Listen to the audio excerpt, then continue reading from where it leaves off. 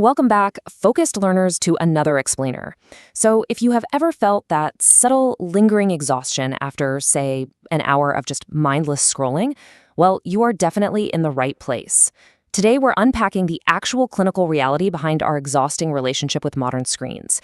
More importantly, we're going to look at how we can strategically reclaim our minds. Section 1. The Screen Time Epidemic. So, let me ask you, are you addicted to scrolling? Now, addicted is a pretty heavy word, I know. But clinically speaking, this specific behavioral pattern actually has a name.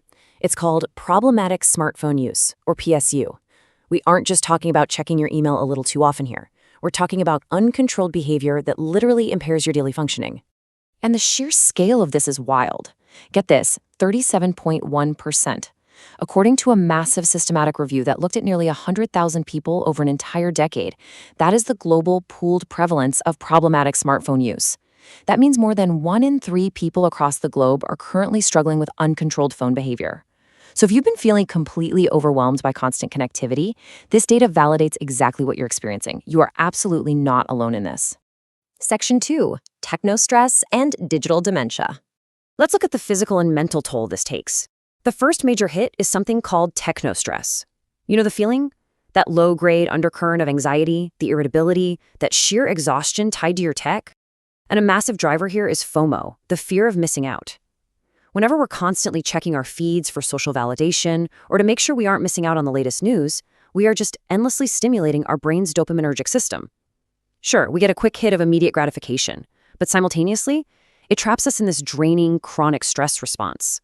And all that constant stress, it compounds into something researchers are calling digital dementia. It sounds terrifying, and frankly, it kind of is. See, because we are increasingly offloading our cognitive tasks to our smartphones, relying on them for our navigation, our memory, nonstop stimulation. We are seeing a documented rise in attention deficits, memory loss, and cognitive overload. Basically, our excessive reliance on these devices is actively impairing our baseline ability to concentrate. But the toll isn't just inside our own heads, right? It bleeds into our relationships through a phenomenon called phubbing, aka phone snubbing. Think back for a second. When was the last time you ignored a partner, a kid, or a friend just because a notification pulled your attention away?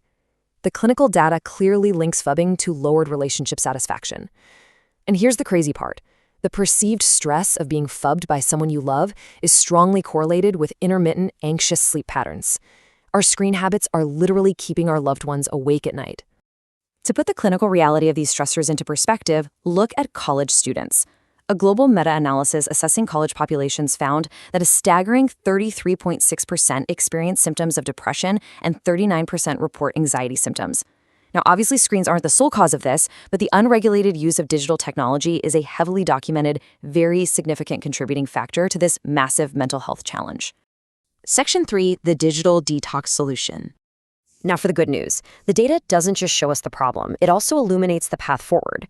When it comes to fixing this, 2 main schools of thought emerge. On one side, we have strict screen bans. For example, Australia is pushing forward with legislation to completely ban children under 16 from various social media platforms by 2025. On the other side, experts emphasize targeted emotion regulation. And the clinical evidence actually suggests that simply enforcing short-term bans might have pretty limited benefits if we don't address the underlying psychological drivers. Building self-regulation skills, teaching mindful use, and addressing emotional needs, these often provide much more sustainable long-term outcomes than strict sweeping abstinence. And here's why mindful digital downtime works. It actively charts the physiological pathways of recovery. It's not just giving your thumbs a rest. It actively reduces depression. When you step away, you limit negative social comparisons, which directly lowers your body's cortisol, the stress hormone. At the same time, when you swap that screen time for offline, face-to-face social bonding, your brain triggers the release of oxytocin, which is powerfully associated with positive mood regulation. It is a literal biological reset. So who actually benefits the most from a detox like this? Well, the research highlights that while everyone sees improvements, individuals who have higher baseline depression severity tend to derive the most statistically significant benefits. Furthermore, mindful, regulated social media use proves to be especially advantageous for young females, who frequently face heightened vulnerabilities when it comes to online appearance culture and constant social comparisons. Section 4. Restoring attention through nature. So what do we actually replace our screen time with? This brings us to the attention restoration theory. It's this simple but profoundly effective theory that exposure to nature can actually improve your concentration.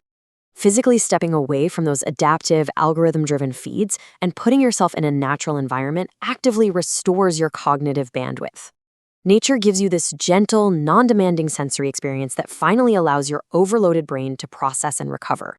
To actually make this work, the data suggests actively swapping your digital time for nature time. We're talking about deliberately scheduling breaks outdoors, practicing mindfulness totally free of a device, or getting into a physical hobby. Clinical reviews show that pairing a digital break with these kinds of outdoor activities builds emotional resilience, and this is absolutely crucial. It deters compensatory screen use, meaning it stops you from putting down your smartphone just to go plop down and stare at a television instead. Section 5. Strategies for everyday life. Let's talk about how to implement this immediately. Look, a successful detox is not about chucking your phone into the ocean and moving out to the woods. It's really about establishing smart, personalized boundaries. It's a holistic, flexible approach that actually integrates into the chaotic demands of modern adult and student life. Here are the exact pragmatic steps to reclaim your time, based directly on the evidence. First, disable those push notifications. Turn off the constant digital interruptions that are constantly spiking your FOMO. Second, establish strict bedroom boundaries. Keep your devices out of the bedroom entirely. This will drastically improve your sleep and lower your relationship stress. Third, set specific evening cutoff times to let your brain naturally wind down. And fourth, like we just talked about, schedule those voluntary nature breaks. Small, customized limits consistently work way better than total forced abstinence. Which brings us to our final thought for today. The digital world isn't going anywhere, right? But your time and your cognitive bandwidth, those are strictly limited resources. You now have the structured blueprint to reduce techno-stress, combat digital dementia, and improve your relationships. So I want to leave you with this challenge. Take a hard look at your own habits today. When will you consciously choose to disconnect so that you can truly reconnect with yourself, your loved ones, and the world around you? Thanks for learning with me today on this explainer, and I'll catch